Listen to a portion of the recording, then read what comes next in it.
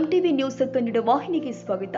ಖ್ಯಾತ ಕ್ರಿಕೆಟ್ ಆಟಗಾರ ವಿವಿಎಸ್ ಲಕ್ಷ್ಮಣ್ ಉಡುಪಿಯ ಶ್ರೀಕೃಷ್ಣ ಮಠಕ್ಕೆ ಭೇಟಿ ಕೊಟ್ಟಿದ್ರು. ಶ್ರೀಕೃಷ್ಣ ದರ್ಶನ ಕೈಗೊಂಡ ಅವರು ಪರ್ಯಾಯ ಪುತ್ತಿಗೆ ಮಠದವರು ನಡೆಸುವ ಕೋಟಿಗೀತ ಲೇಖನ ಯಜ್ಞದ ಬಗ್ಗೆ ವಿಶೇಷ ಆಸಕ್ತಿಯಿಂದ ಮಾಹಿತಿ ಪಡೆದುಕೊಂಡಿದ್ದಾರೆ. ತಮ್ಮ ಅಜ್ಜನವರು ತಮಗೆ ಕಲಿಸಿಕೊಟ್ಟ ಭಗವದ್ಗೀತೆಯ ವಿಚಾರಗಳನ್ನ ಶ್ಲೋಕಗಳನ್ನ ಸ್ವಾಮೀಜಿ ಮುಂದೆ ಹೇಳಿದ್ರು.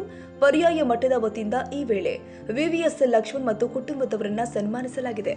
ಉಡುಪಿ ಶ್ರೀಕೃಷ್ಣ ಮಠದಿಂದ ಕೊಲ್ಲೂರು ಕ್ಷೇತ್ರ ಹಾಗೂ ಗೋಕರ್ಣ ಕ್ಷೇತ್ರದ ಸಂದರ್ಶನಕ್ಕೆ ತೆರಳಿದ್ರು.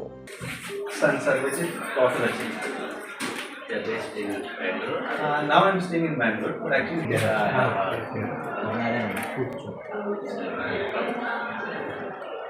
thank you. No.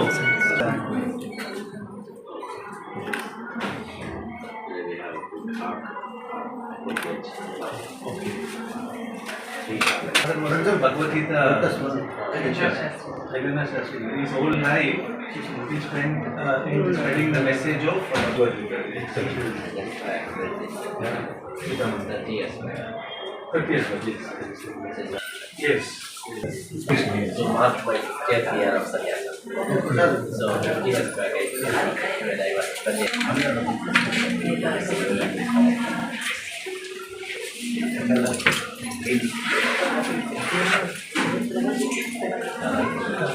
We need